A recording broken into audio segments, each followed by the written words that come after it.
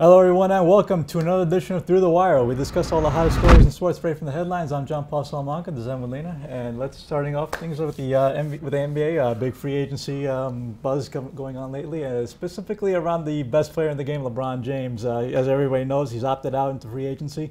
He's now a free man, and the latest rumors have been that the Cleveland Cavaliers, of all places, his former team, are going after him very hard, and the buzz is that he's starting to lean towards them. What do you think? No, I don't buy it. I don't buy it. It's clickbait.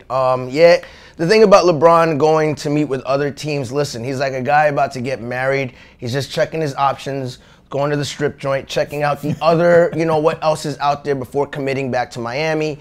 Look, if I were a free agent, I'd hear out Cleveland, I'd hear out Los Angeles, I'd hear out Houston. But at the end of the day, we all know it. It's all Chris Broussard clickbaiting at ESPN. He's going back to Miami. Well, noting that you compared Cleveland to a strip joint for a second, but this isn't exactly the Cleveland Cavaliers of 6 or 7 years ago when LeBron was literally the entire team.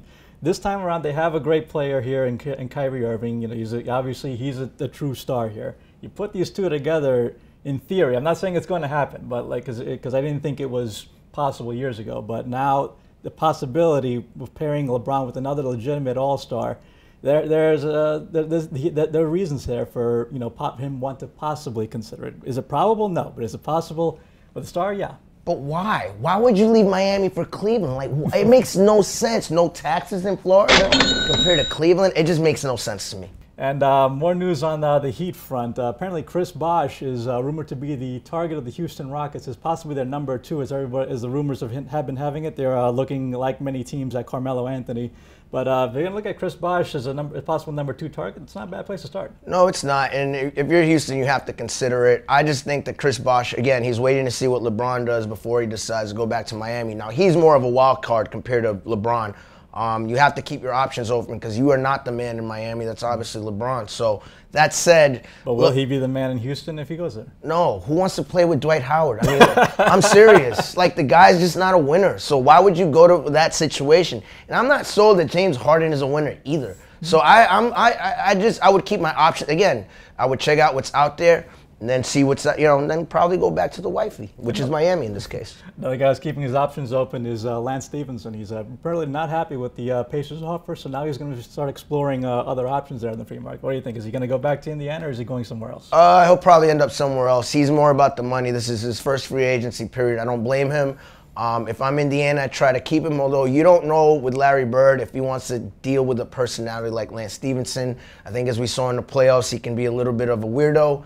And that rubs, old school guy like Larry Legend the wrong way. So. And moving on from the court to the pitch, big news coming out of the World Cup. Brazil's Neymar now out for the entire tournament thanks to a back injury that he suffered at the hands, or rather the knee, of Colombia's Juan Zuniga. And a lot of fans were very angry at that point when that incident happened. I was personally kind of worried for his safety, but what do you think? Was that move intentional? Was it? It wasn't intentional in the sense of I want to end his career. It was intentional in the sense of an NFL way where you want to take a guy out the game. Neymar is the best player on Brazil's team, so you want him out of the game. So I don't think it was dirty in that sense. It was Bush League. He hit him in the knee, and hit him with his knee in the back. The part that got me was that it's not just the knee; it was the actual hand pushing the head. That was when he was coming down. That seemed a little dirty. Yeah, I mean, it was dirty, but it wasn't, like I said, I don't think the intent was to end his career or anything like that. On the other hand, I think where it really affects Brazil is that they're done.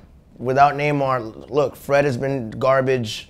Hulk is a great player, but he is not on Neymar's level. Without Neymar, Brazil is done. Yeah, well, I guess we'll have to see how they fare on Tuesday when they play Germany.